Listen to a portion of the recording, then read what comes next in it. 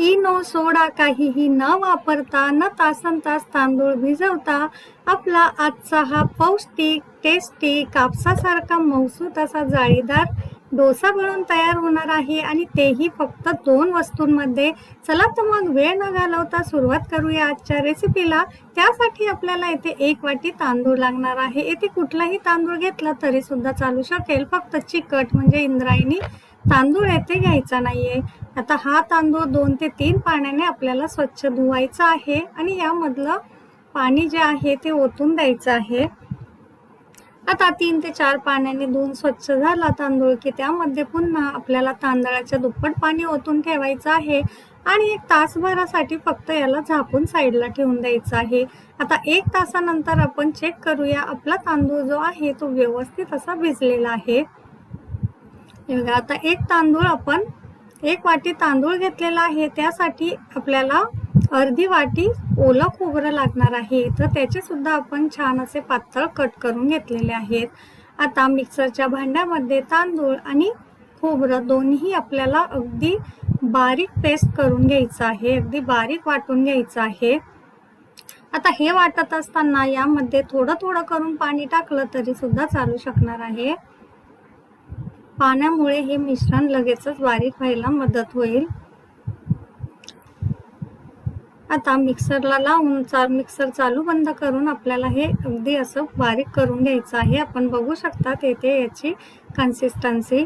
आता हे थोडंसं आपलं घट्ट झालेलं आहे, परंतु यामध्ये आपल्याला आणखी पाणी टाकून याला पातळ करायचं आहे। चवीपुरतं मीठ टाकून घेतलेलं आहे आपण। हे बघा ही कन्सिस्टन्सी येईपर्यंत आपल्याला यामध्ये पाणी टाकून घ्यायचं आहे। भरपूर असं पातळ आपल्याला हे मिश्रण लागणार आहे। आता छान असा तवा गरम करून घ्यायचा आहे आणि फारही तेल आपल्याला यासाठी लागणार नाही आहे।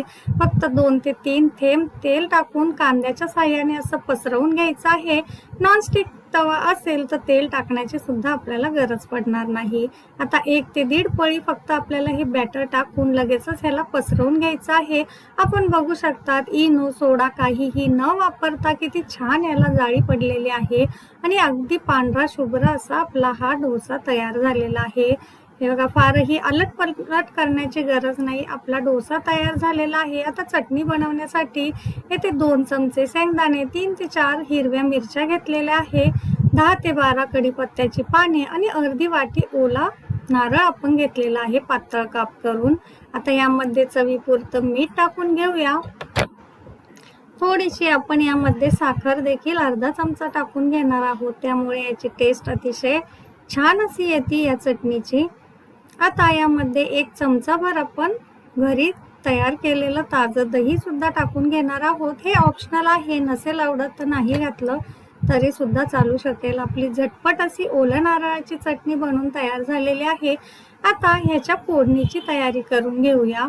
अगदी कमीत कमी वेळामध्ये हेल्दी झटपट असा हा नाश्ता आपला तयार होतो। सकाळच्या वेळेला किंवा अगदी घाईच्या वेळेला सुद्धा आपण फटाफट हा नाश्ता बनवून तयार करू शकतो।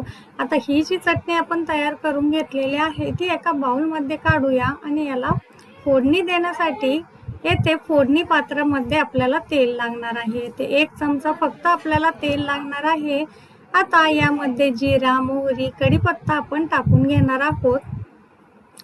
अर्धा चमचा जिरा, थोडीशी पाव चमचा मोहरी। आता इथे 1 ते 2 सुक्या लाल मिरच्या आपण टाकून घेतलेल्या आहे। छान असं कडकडीत सर्व गरम करून घ्यायचं आहे आणि लगेचच चटणीवरती असं टाकून छान अशी याला फोडणी देऊन घ्यायची आहे। तयार आहे आपली ओल्या नारळाची चटणी आणि डोसा सुद्धा। एक एक करून सर्व डोसे आपण याच पद्धतीने तयार करून घेतलेले आहे। बघा आपण बघू शकतात किती छान असे जाळीदार डोसे आपले तयार झालेले आहेत। नक्की ट्राय करा ही झटपट रेसिपी। कशी झाली कमेंटमध्ये नक्की सांगा आणि रेसिपी आवडली असेल तर चॅनलला लाईक, शेअर आणि सबस्क्राईब करायला अजिबात विसरू नका। पुन्हा भेटूया एक अशाच नवीन आणि सोप्या रेसिपी सोबत। तोपर्यंत धन्यवाद।